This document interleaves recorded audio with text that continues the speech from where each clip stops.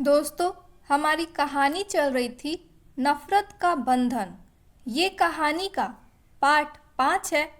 Part 4 में हम लोगों ने क्या क्या पढ़ा था उसका छोटा सा समरी हम लोग देख लेते हैं। अब तक कहानी में आरोही की मुलाकात फिल्म के नए अभिनेता वेदांत से होती है, जिसके बाद दोनों की तस्वीरें वायरल होकर उन्हें नई जोड़ी बताया जाता है। आदित्य यह खबर देखकर आरोही से नाराज हो जाता है। अगले दिन एक बड़ा रहस्य सामने आता है। आदित्य का बेटा अक्ष अचानक से गायब हो जाता है और मॉल में आरोही से मिलता है। अक्ष आरोही को अपनी मम्मा मानने लगता है और उसका नंबर भी ले लेता है। वहीं आदित्य बेटे की मां का सच छिपा रहा है, जिससे कहानी में नए सवाल खड़े हो जाते हैं। अब कहानी में आगे आरोही को फिल्म की शूटिंग के लिए शिमला जाना था, जिसमें दादाजी से बात कर ली थी, लेकिन वो आदित्य से बात नहीं कर पाई थी, क्योंकि न तो उसके पास उसका कोई कांटेक्ट नंबर था और न ही वो घर आया था। सामान की पैकिंग करते हुए भी वो इसी बात को सोच रही थी कि अगर आदित्य घर आ जाता तो अच्छा होता, लेकिन उसका सोचना बेकार गया। वो घर नहीं आया, जिस वजह से वह उसे बिना बताए ही शिमला चली गई। एक हफ्ते बाद आदित्य वापस पेंट हाउस पहुंच आया। रूम में आकर उसने शावर लिया और आसपास देखा, लेकिन उसे आरोही कहीं नहीं दिखाई दी। उसने फिर ज़्यादा नहीं सोचा और नीचे डिनर के लिए आ गया। नीचे आकर उसने देखा कि वो वहाँ भी नहीं थी। उसने एक नज़र सीढ़ियों की तरफ देखा, लेकिन जब उसे वह दिखाई नहीं दी तो आखिर में उसने हाउसकीपर से पूछा, वो कहाँ है। पहले तो हाउसकीपर को समझ नहीं आया कि आदित्य किसके बारे में बात कर रहा था, लेकिन तभी अचानक से उसे आरोही का ख्याल आया और अपनी सोच को कंफर्म करने के लिए उसने आदित्य से कहा, क्या आप मैडम की बात कर रहे हैं? हाँ, आदित्य ने अपनी बात को दोहराया। हाउसकीपर को पहले ही उनके रिश्ते के बारे में पता था कि उनका रिश्ता कैसा था। वो हफ्तों तक वापस घर नहीं आता था और न ही उसकी कभी परवाह करता था, तो उसे नहीं पता होगा कि वो कहाँ है। वैसे भी आरोही उसे बताकर गई थी कि अगर आदित्य पूछे तो उसे बता दे कि वो शिमला गई है। हाउसकीपर ने अपनी नज़रें नीचे झुकाते हुए जवाब दिया, मैडम अपनी फिल्म की शूटिंग के लिए शिमला गई हैं। उन्हें गए हुए 1 हफ्ता हो गया है। आदित्य का चेहरा थोड़ा सा अजीब हो गया, लेकिन उसने फिर अपने चेहरे के एक्सप्रेशन को नॉर्मल कर लिया और 5 मिनट के बाद आधा खाना खाकर उठ गया। अपने रूम में वापस आने के बाद वो काफ़ी देर तक खिड़की के पास खड़ा रहा, जब तक कि उसका सिगरेट का पैकेट पूरा ख़त्म नहीं हो गया। उसने एक तरफ सिगरेट का पैकेट फेंक दिया और नीचे पड़ी हुई सारी आधी आधी सिगरेट पर नज़र डाली। उसके बाद वो वापस से बाहर आ गया। उसे याद आया कि अवियांश ने जब 1 हफ्ते पहले उसे फ़ोन किया था तो उसने बताया था कि वो शिमला जा रहा है। जिस फिल्म में उसने इन्वेस्ट किया है उसकी शूटिंग वहीं होने वाली थी। अपना फ़ोन बाहर निकालते हुए आदित्य कार में बैठ गया। स्टार्ट करने से पहले उसने अवियांश को कॉल किया। सामने से अवियांश की नींद से भरी हुई आवाज़ आई, आदित्य वक्त देखो, ये कोई वक्त है फ़ोन करने का? मुझे नींद आ रही है, मैं तुम्हें कल फ़ोन करूँगा। इससे पहले कि अवियांश फ़ोन काटता, आदित्य ने सवाल किया, क्या वो वहाँ पर है? अवियांश बोला, किसकी बात कर रहे हो तुम? कौन कहाँ है? अवियांश ने नींद में ही कहा। थोड़ी आंखें खोलने के लिए उसने जमाई ली और फिर अचानक से उसे आरोही का ख्याल आया। उसने आदित्य को चिढ़ते हुए कहा, क्यों, तुम्हें भाभी की याद आ रही है? ओह, मतलब तुम उन्हें मिस कर रहे हो? आदित्य ने गुस्से से कहा, जितना कहा है उतना जवाब दो। अवियांश बोला, हाँ हाँ, वो यही है। आदित्य ने सुनने के बाद तुरंत फ़ोन कट कर दिया। शहर के बाहर एक पहाड़ी पर उसने अपनी कार रोकी और खिड़की को खोल दिया। एक ठंडी हवा के झोंके ने उसके पूरे शरीर को घेर लिया। उसने कार में पड़ी हुई सिगरेट को लाइटर से जलाया और धुएं के लंबे लंबे कस भरते हुए कुछ सोचने लगा।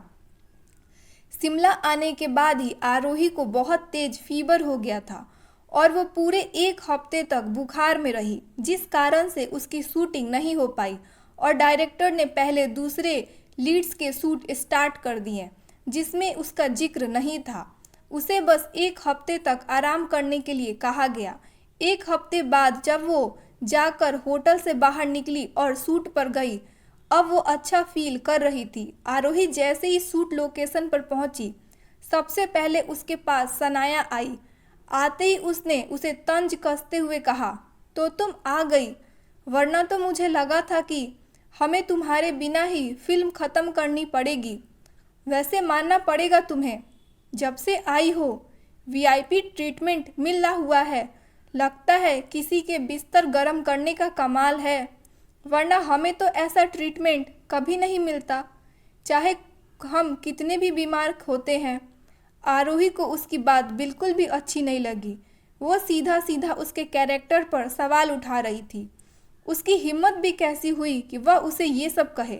आरोही ने सनाया की आंखों में देखा और कहा, मैं तुम्हें शुक्रिया कहना चाहती हूँ। अब तुम सोचोगी कि मैं तुम्हें शुक्रिया क्यों कह रही हूँ, तो सुनो। मैंने आज तक सिर्फ बदचलन लड़कियों के बारे में सुना ही था, लेकिन आज देख भी लिया और यह सौभाग्य मुझे तुम्हारी वजह से मिला है कि मैं साक्षात अपने सामने एक बदचलन लड़की को देख रही हूँ। एक लड़की जो दूसरी लड़की के बारे में इतनी गंदी सोच रखती है, वह एक बदचलन ही हो सकती है। आरोही मुस्कुराई और उसके साइड से निकल गई। सनाया वहीं खड़ी खड़ी उसकी बातों के बारे में सोच रही थी। आरोही ने सच में अभी अभी उसे बदचलन कहा था। वह उसे जवाब देने के लिए पीछे मुड़ने ही वाली थी कि कुछ सोचते हुए उसके चेहरे पर मुस्कान आ गई। वही अमीरा एक कुर्सी पर पेड़ के नीचे बैठी हुई थी।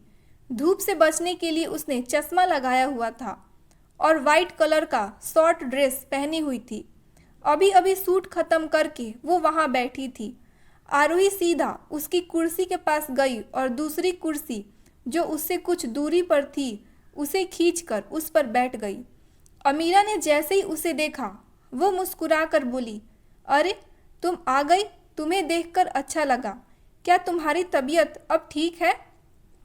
आरोही ने जवाब दिया, हाँ मैं ठीक हूँ। अमीरा बोली, चलो ठीक है, तुम जल्दी ही ठीक हो गई, वरना ये शिमला की ठंड है, पता नहीं बुखार कब तक रहता, लेकिन तुम जल्दी ही ठीक हो गई। आरोही बोली, हाँ क्योंकि मुझे रेस्ट अच्छे से मिला। मुझे लगा था कि बुखार के दौरान भी मुझे शूटिंग करनी पड़ेगी, लेकिन जब मुझे डायरेक्टर का फ़ोन आया तो ये जानकर अच्छा लगा कि उन्होंने मुझे पूरी तरह से आराम करने के लिए कहा और जब तक मैं ठीक नहीं हो जाती तब तक उन्होंने शूटिंग करने के लिए मना कर दिया। अमीरा ने अपनी आंखें सिकुड़ते हुए कुछ सोचकर कहा, आरोही बुरा मत मानना, मुझे नहीं पता ये सच है या नहीं, लेकिन मैंने सुना है कि पिछले दिनों तुम्हारी शूटिंग न होने का कारण एक इन्वेस्टर है। आरोही ने अमीरा को ऐसा देखा जैसे उसे कुछ समझ ही नहीं आया हो। उसने पूछा, क्या मतलब? मैं समझी नहीं। एक इन्वेस्टर? अमीरा सीरियस होके बोली, एक्चुअली मुझे पूरी बात का नहीं पता, लेकिन जो हमारी फिल्म के एक इन्वेस्टर हैं, अव्यांश ठक्कर, उन्होंने डायरेक्टर से कहा था कि जब तक तुम ठीक ना हो जाओ तब तक तुम्हें रेस्ट करने दिया जाए। इसके बाद से तुम्हारे और उसके रिश्ते के बारे में बातें होने लगी। आरोही को एकदम से याद आया कि अव्यांश नाम का एक आदमी उससे मिलने आया था। वो आदित्य का दोस्त था, तो क्या वो उसकी फिल्म का इन्वेस्टर था? उसे तो इस बारे में कुछ पता ही नहीं था। उसे सोच में डूबा हुआ देखकर अमीरा ने उससे पूछा, क्या हुआ? तुम परेशान दिख रही हो। जितने लोग होंगे उतने मुंह होंगे और उतनी बातें होंगी। तुम बस अपने ऊपर ध्यान दो। ये हमारी पहली फिल्म है और हमें इस पर पूरी ताकत लगानी है। इसके ऊपर हमारा फ्यूचर डिपेंड करता है। आरोही बोली, हाँ तुम सही कह रही हो, लेकिन मैं इस बात से हैरान हूँ कि अगर कोई इंसान होने के नाते भी किसी की परवाह करता है तो लोग किस तरह की बातें बनाते हैं। ये सच में बहुत ज़्यादा शर्मनाक है कि हम एक ऐसी सोसाइटी में रहते हैं जहाँ सिर्फ किसी की परवाह करने के नाम पर ही उसे बदनाम कर दिया जाता है। और देखो ना, मैं तो एक बार भी शूटिंग लोकेशन पर नहीं आई, लेकिन यहाँ पहले से ही मेरे बारे में बातें बनाना शुरू हो गई हैं। शूटिंग लोकेशन तो दूर है, मेरे और वेदांत के बारे में जो कुछ भी न्यूज़ में दिखाया जा रहा था उसे देखकर ही मैं अंदाज़ा लगा सकती हूँ कि फिल्म इंडस्ट्री में काम करना इतना आसान नहीं है। अपने आप को निर्दोष साबित करने का एक मौका भी नहीं मिलता और दुनिया आपको जज कर लेगी। अमीरा उसकी बात ध्यान से सुन रही थी। वो सच कह रही थी। उन्होंने ऐसी दुनिया में कदम रखा था कि उनके अपने ओपिनियन की कोई इम्पोर्टेंस नहीं थी। इम्पोर्टेंस सिर्फ एक बात की थी और वो थी कि लोग आपके बारे में क्या सोचते हैं और इसी पर आपका पूरा फ्यूचर डिपेंड करता है। इतने में अमीरा का शॉट्स भी रेडी हो चुका था। डायरेक्टर के बुलाने पर वो जल्दी से शॉट्स देने के लिए चली गई और आरोही के पास की चेयर खाली हो गई। वो अपनी सोच में ही थी और अव्यांश के बारे में सोच रही थी कि अगर अव्यांश यहाँ होता तो क्या उसने आदित्य को बता दिया था कि वो उसकी फिल्म में काम कर रही है। आदित्य उससे बहुत दूर था, लेकिन फिर भी वह उसके ख्यालों से छुटकारा नहीं पा रही थी। वो तब तक उसके ख्यालों से बाहर नहीं आई जब तक उसके सर पर किसी ने टैप नहीं किया। आरोही ने पीछे मुड़कर देखा तो कोई नहीं था, क्योंकि उसके सिर पर टैप करने वाला इंसान उसके साइड वाली चेयर पर बैठ गया था। आरोही ने देखा कि वह और कोई नहीं बल्कि वेदांत था, जो उसे मुस्कुराकर देख रहा था। आरोही ने अपना चेहरा सीधे घुमा लिया। वह उससे बात नहीं करना चाहती थी, लेकिन वेदांत को यह बात पसंद नहीं आई। उसने कहा, देखो, पहले तो तुम इतने दिनों बाद यहाँ आई हो और ऊपर से इतनी अकड़ दिखा रही हो। मुझे यह सब बिल्कुल भी पसंद नहीं। कम से कम मुझे हेलो तो कहो, मुझसे बात करो। और वो और भी ज़्यादा बोलना चाहता था, लेकिन उसने देखा कि आरोही कुर्सी से खड़ी हो गई थी। उसे जाने से रोकने के लिए वेदांत ने एकदम से उसका हाथ पकड़ लिया और कहा, अरे एंग्री बर्ड, तुम सच में चलती फिरती ज्वालामुखी हो। आरोही ने उससे अपना हाथ छुड़ाया और कहा, और यह ज्वालामुखी तब तक शांत है जब तक इसे शांत रहने दो। अगर यह बाहर आ गई तो तुम्हें जलाकर राख कर देगी। ये कहकर वो वहाँ से चली गई। वेदांत ने अपने दिल पर हाथ रखा और कहा, एंग्री बर्ड, मैं तुम्हारी इस ज्वालामुखी में जलने के लिए तैयार हूँ। वहीं आदित्य अपने ऑफिस में था और उसे कुछ देर बाद एक मीटिंग के लिए होटल जाना था। उसकी मीटिंग एक प्राइवेट रूम में बुक की गई थी, जो अमेरिका से आए हुए क्लाइंट के साथ थी। अपना काम खत्म करके वह मीटिंग के लिए अपनी कार के पास आ गया। उसका ड्राइवर अंदर ही बैठा हुआ था और उसे पता ही नहीं लगा कि कब आदित्य आकर कार में पीछे बैठ गया। आदित्य ने देखा कि ड्राइवर ने उसकी तरफ ध्यान नहीं दिया और वो फ़ोन में कुछ देख रहा था। जहाँ वो बैठा था वहाँ से उसका फ़ोन दिख रहा था। इससे पहले कि वह उसे कुछ बोलता, उसे अचानक से उसकी स्क्रीन पर एक फ़ोटो दिखाई दी, जो फ़ोटो जानी पहचानी थी। उसने एकदम से कहा, यह फ़ोटो? ड्राइवर एकदम से उसकी आवाज़ सुनकर घबरा गया और उसने हाथ से फ़ोन उछलकर उसके ऊपर गिर गया। उसने माफ़ी मांगते हुए कहा, सर, आप कब आए? मुझे तो पता ही नहीं लगा। Sorry sir. आदित्य की नज़र उसके फ़ोन पर थी। उसने उसके फ़ोन को घूरते हुए कहा, तुम जो अभी देख रहे हो मुझे देखना है। उसकी आवाज़ ठंडी और डराने वाली थी। ड्राइवर के पास अब कोई चारा नहीं था। उसने जल्दी से फ़ोन को अनलॉक किया और आदित्य के तरफ बढ़ा दिया। उसे कुछ बोलने की ज़रूरत नहीं थी। आदित्य खुद ही उस न्यूज़ को पढ़ सकता था। आदित्य ने देखा कि वह एक आर्टिकल था जिस पर आरोही और वेदांत की फ़ोटो दिखाई दे रही थी, जिसमें वेदांत ने उसका हाथ पकड़ा हुआ था। आर्टिकल का टाइटल था कि लव बर्ड्स दिखे रोमांस करते हुए। नीचे बहुत कुछ लिखा हुआ था, जैसे कि देखो नए बर्ड्स लव की आंखों में कितना प्यार झलक रहा है। और रिसोर्स की माने तो ये कोई फिल्म का सीन नहीं था, बल्कि ये उनकी पर्सनल मूवमेंट थी। आदित्य ने ये 2 बार स्क्रॉल करने के बाद ड्राइवर की तरफ उसका फ़ोन बढ़ा दिया। ड्राइवर को नहीं पता था कि वह गुस्से में था या नहीं। वो पहले से शांत लग रहा था और ड्राइवर को उसे इस तरह से देखने की आदत नहीं थी। वो हमेशा गुस्से में रहता था और जिस तरह से यह आर्टिकल छपा था उसे तो बहुत ज़्यादा गुस्सा होना चाहिए था। लेकिन अचानक से ड्राइवर के दिमाग में आरोही और आदित्य के रिश्ते के बारे में ख्याल आया। उनका रिश्ता नॉर्मल लोगों जैसा नहीं था। शायद आदित्य आरोही को पसंद नहीं करता था, तो जाहिर सी बात है कि वो आर्टिकल देखकर भी शांत बैठा हुआ था। वहीं दूसरी तरफ शूटिंग लोकेशन पर किसी को इसकी खबर नहीं थी, क्योंकि सब अपने अपने काम में बिजी थे। वहीं सनाया बाथरूम में गई और उसने अपना फ़ोन ओपन किया। उसने वो आर्टिकल देखा तो उसके चेहरे पर मुस्कान आ गई। लेकिन जब उसने उसके बारे में सब अच्छी अच्छी बातें लिखी हुई देखी तो उसे गुस्सा आया। उसे लव बर्ड्स बताया गया था और यह भी कहा गया था कि वह दोनों एक दूसरे के लिए बने हैं। उन्हें अलग से एक मूवी करनी चाहिए। वह दोनों सच में एक साथ बहुत ज़्यादा सुंदर लगते हैं। ये सब बातें देखकर सनाया की मुट्ठी कस गई। उसने मन ही मन कहा, क्या मैंने उन्हें इसीलिए फ़ोटोज़ दी थी ताकि वो उनकी तारीफ में प्यार भरे अफसाने लिख सके? इससे तो आरोही की इमेज और ज़्यादा अच्छी होती जा रही है। क्या होगा आगे?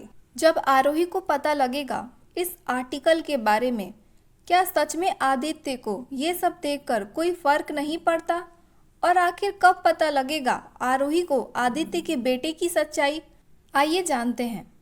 आरोही को जब पता चला कि फिल्म में जो उसका लवर बनने वाला है वो कोई और नहीं वेदांत है, तो उसका चेहरा देखने लायक था। वेदांत का चेहरा भी देखने लायक था। उसने दूर से एक बड़ी सी मुस्कुराहट आरोही को दी, जो पूरी तरह से चिढ़ाने वाली थी। आरोही का मन कर रहा था कि वो उसे जान से मार दे।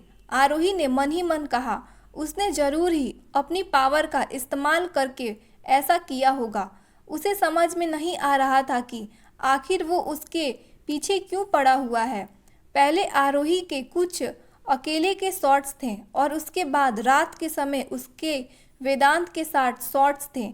जब उसके और वेदांत के शॉट्स होने वाले थे, अचानक से आरोही की नज़र एक जाने पहचाने से इंसान पर गई। वो और कोई नहीं, अव्यांश था। उसे देखकर आरोही थोड़ी अनकंफर्टेबल हो गई। उसने आज तक कभी अव्यांश के साथ बात तक नहीं की थी, लेकिन वो जानती थी कि वो आदित्य का दोस्त था।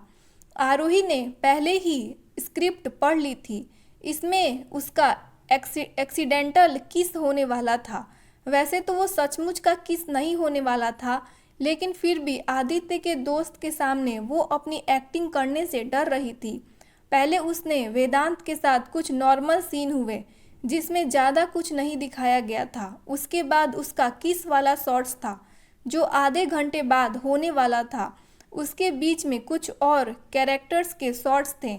आरोही मन ही मन प्रार्थना कर रही थी कि अव्यांश वहाँ से चला जाए ताकि वो अच्छे से अपना शॉट्स कर सके और अपने होटल वापस जा सके। और ऐसा हुआ भी। भगवान ने उनकी सुन ली। अव्यांश को एक कॉल आया और वो फ़ोन पर बात करते हुए वहाँ से चला गया। उसके बाद वो जब तक उसका सीन स्टार्ट नहीं हुआ तब तक वापस नहीं आया था। वेदांत और आरोही दोनों शॉट्स देने के लिए तैयार थे। वो दोनों एक दूसरे के सामने खड़े थे।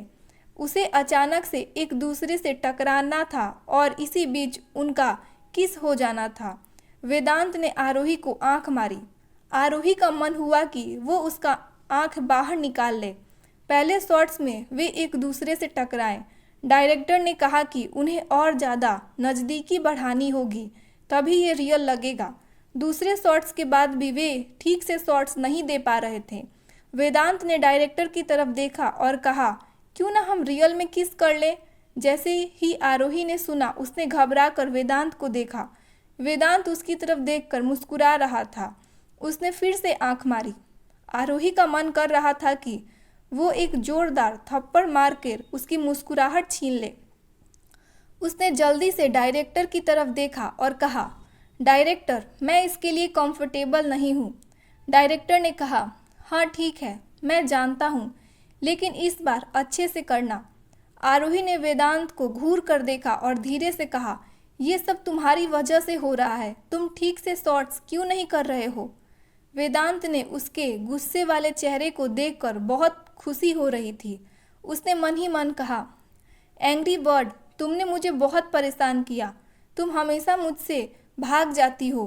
तुम्हारे लिए ही मैंने इस रोल को चुना है और अभी भी मैं तुम्हें परेशान करने के लिए ये सब कर रहा हूँ। अचानक से आरोही को अपनी बॉडी में बेचैनी महसूस हुई और उसे ऐसा लगा जैसे वो चक्कर खाकर नीचे गिर जाएगी। उसने अपना सिर भी पकड़ लिया। वेदांत ने उसे देखा और जल्दी से पूछा, क्या हुआ एंग्री बर्ड। आरोही ने कहा, मुझे पानी पीना है। वेदांत ने जल्दी से पानी का गिलास मंगवाया और आरोही को पकड़ाया। वेदांत ने उसके चेहरे को ध्यान से देखा तो उसके चेहरे की उसके माथे से पसीना बह रहा था। अपनी जेब से रुमाल निकालते हुए उसने उसके पसीने को साफ किया। आरोही जल्दी से पीछे हट गई और उसने कहा, कोई ज़रूरत नहीं है। वेदांत ने कहा, क्या तुम्हें अच्छा फील नहीं हो रहा है? अगर ऐसी बात है तो फिर हम यहीं शूटिंग रोक देते हैं, हम बाद में ये शॉट्स कर लेंगे। आरोही ने कहा, नहीं, ये लास्ट बचा हुआ है, मैं चाहती हूँ आज ही कंप्लीट हो जाए। वेदांत थोड़ा सीरियस हो गया और उसने अपनी गर्दन हिला दी। उसके बाद उन्होंने वापस से वो शॉट्स किया, लेकिन इस बार उनका शॉट्स काफ़ी अच्छा हुआ था। आरोही के बाल हवा में उड़ रहे थे और वेदांत ने उसे दोनों बाजुओं से पकड़ रखा था। वे बहुत नज़दीक थे। दूर से देखने पर ऐसा लग रहा था जैसे वे किस कर रहे हों और वो सालों के बिछड़े हुए लवर हों। अब वे दोनों एक दूसरे की आंखों में देख रहे थे। अचानक से वेदांत के मुंह से निकला, तुम्हारी आंखें। वेदांत को आरोही की आंखें सच में बहुत ज़्यादा सुंदर लगी। वो अपनी ख्यालों में तब जाकर बाहर आया जब डायरेक्टर ने चिल्लाया, कट। सब उनके लिए तालियां बजाने लगे। सच में उन्होंने बहुत अच्छा शॉट्स दिया था। आरोही ने वेदांत से दूर होकर एक गहरी सांस ली और वेदांत ने अपनी जेब से रुमाल निकालकर उसकी तरफ बढ़ा दी, लेकिन आरोही ने उसे नहीं लिया और कहा, कोई ज़रूरत नहीं, थैंक यू। वेदांत ने वापस से रुमाल अपनी जेब में रख लिया और मन ही मन सोचा, पता नहीं किस बात की अकड़ है इसमें। लेकिन तभी वेदांत की नज़र एक इंसान पर गई जिसे देखकर उसके चेहरे पर एक बड़ी सी मुस्कुराहट आ गई और वो एक्साइटेड हो गया। उसने कहा, आदित्य भाई।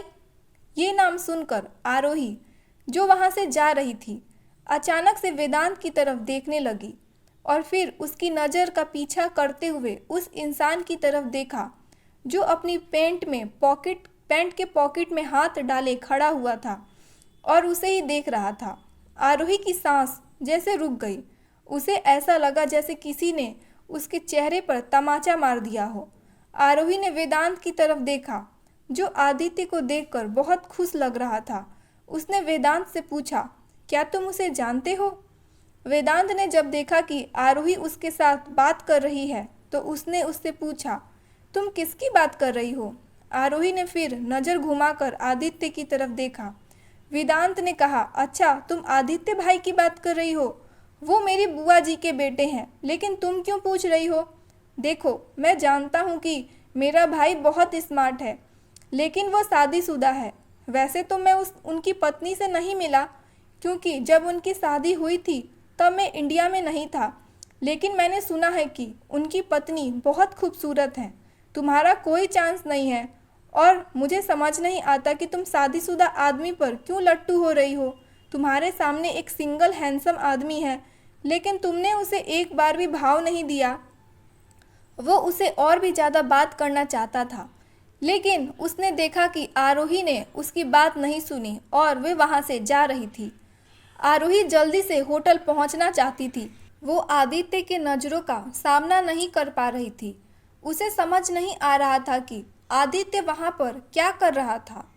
रात का वक्त था तो आधे से ज़्यादा स्टाफ पहले ही से जा चुके थे, इसीलिए शूटिंग लोकेशन पर ज़्यादा भीड़ नहीं थी। वहीं जो लड़कियां वहां मौजूद थीं आदित्य को देखकर पागल हो गई थीं, लेकिन आदित्य ने उनकी तरफ एक बार भी नहीं देखा। वेदांत जल्दी से आदित्य के पास गया और बोला, भाई आप यहाँ? ओ माय गॉड, मुझे यकीन नहीं हो रहा है कि आप यहाँ पर हैं। वैसे आप यहाँ क्या कर रहे हैं? क्या आप अपने बिजनेस के काम से शिमला आए हुए हैं? आदित्य ने उसे एक नज़र देखा और बिना जवाब दिए वहाँ से चला गया। अव्यांश जो वहीं खड़ा था, उसने वेदांत की तरफ देखा और कहा, उसका मूड बहुत खराब है, अच्छा होगा कि तुम उसके साथ बात ना करो। वेदांत ने अपनी गर्दन हिला दी और सिर खुजाते हुए कहा, इसका मूड कब अच्छा होता है? हमेशा तो ऐसे ही बेकार सा मुंह बना के रहते हैं। पता नहीं एंग्री बर्ड आदित्य भाई को इस तरह से क्यों देख रही थी। पता नहीं लड़कियों को क्यों इतने खड़ूस लड़के पसंद आते हैं। वहीं आरोही जल्दी से अपने कमरे में जाकर दरवाज़ा जोर से बंद कर दिया। उसकी सांसें अभी भी फूल रही थी। उसे अभी तक यकीन नहीं हो रहा था कि उसने कुछ देर पहले आदित्य को वहां देखा था। वो काफ़ी देर तक अपने बेड पर बैठी रही। वो डर रही थी कि कहीं आदित्य उसके पास ना आ जाए। कुछ देर बाद अचानक से उसके दरवाजे पर बेल बजी। अपनी लार निकलते हुए उसने मन ही मन कहा, कौन होगा दरवाजे पर? आरोही धीरे धीरे कदमों से दरवाजे की तरफ बढ़ी और जब उसने दरवाज़ा खोलकर सामने खड़े इंसान को देखा तो उसने चैन की सांस ली।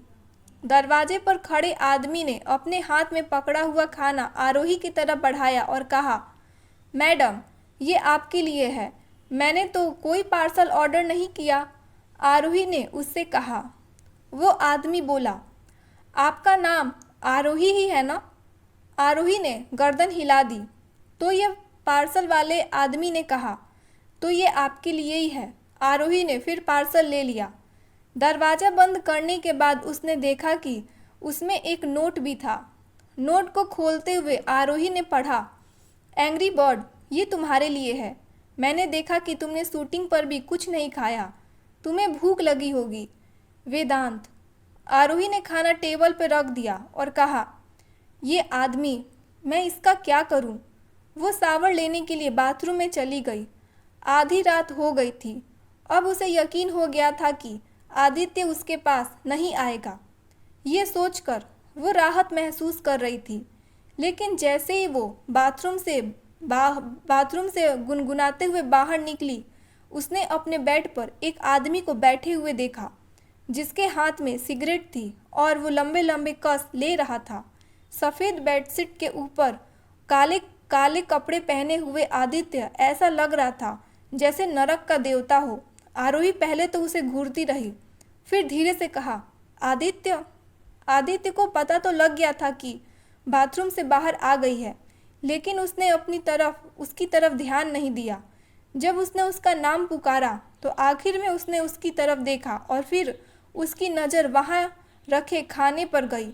वो खड़ा हुआ और धीरे से चलकर टेबल के पास गया जहाँ वो खाना रखा हुआ था। उसने वो नोट अपने हाथ में लिया और कुछ देर तक उसे देखा। फिर उसने उस खाने को देखा। उसने स्पून उठाया और एक बाइट खाने की ली। उसने फिर आरोही की तरफ देखा और कहा, आओ, अच्छा खाना बना है, तुम्हें खाना चाहिए। आरोही को ऐसा लग रहा था जैसे उसकी सांसें किसी ने खींच ली हो। ये इंसान इतना कोल्ड बिहेव कैसे कर सकता है? आरोही को ऐसा लग रहा था कि इसके बाद कुछ बहुत बड़ा होने वाला है। आदित्य ने देखा कि वो एक ही जगह खड़ी हुई थी और वहाँ से हिली भी नहीं है, तो उसने उसे घूर कर देखा और फिर से कहा, तुमने मेरी बात नहीं सुनी? क्या तुम्हें ये नहीं खाना? आरोही ने अपनी गर्दन ना में हिला दी और अपने आप को बोलने के लिए तैयार किया। आदित्य, जैसा तुम सोच रहे हो वैसा कुछ भी नहीं है। आदित्य ने जवाब दिया, लेकिन मैंने तो कुछ सोचा ही नहीं। तुम किस बारे में बात कर रही हो? आरोही ने उस खाने को देखा और कहा, ये वो वेदांत पागल है। मुझे नहीं पता कि उसने ये खाना क्यों भिजवाया। मैंने उससे कुछ नहीं कहा था। आदित्य के चेहरे पर कोई एक्सप्रेशन नहीं था, लेकिन पता नहीं क्यों आरोही को ऐसा लग रहा था कि जैसे वो इंसान अंदर ही अंदर पागल हो रहा है। वो जैसे जैसे उसके पास जाने लगा, आरोही पीछे हटती गई। जब वो दीवार से सट गई तो उसे बहुत ज़्यादा घबराहट होने लगी। आदित्य ने सिगरेट जमीन पर फेंक दी और उसके ऊपर से गुजरते हुए आरोही के पास पहुंचा। उसने ठुड्डी को उससे ऊपर उठाया और उसकी आंखों में देखते हुए कहा, किसी ने तुम्हारे लिए इतने प्यार से खाना भेजा है, तुम्हें नहीं लगता कि तुम्हें एक बार खाना चाहिए? ये कहकर उसने उसे किस कर लिया। आदित्य ने जो अभी खाना खाया था, अब आरोही अपने मुंह में भी उसका स्वाद महसूस कर रही थी। किस करने के बाद उसने उसे ऊपर उठाया और बेड पर पटक दिया। उसने अपनी शर्ट उतारी।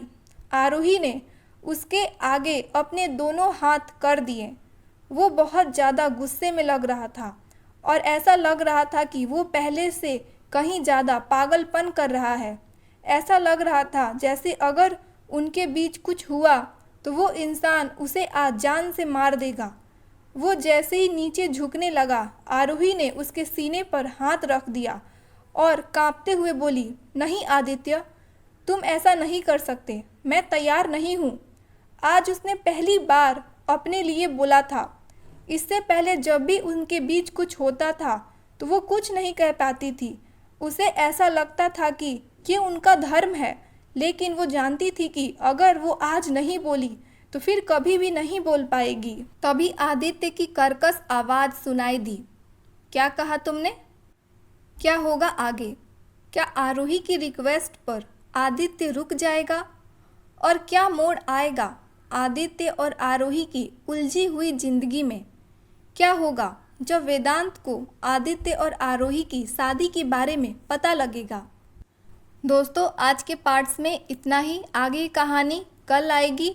आप लोग वीडियो को लाइक कीजिएगा, कमेंट कीजिएगा, हाइप का बटन दबाइएगा। मिलते हैं कल कहानी के नेक्स्ट पार्ट के साथ। कहानी और भी ज़्यादा खतरनाक और इंटरेस्टिंग होने वाली है, तो जिसने चैनल को सब्सक्राइब नहीं किया है, सब्सक्राइब कर लीजिएगा।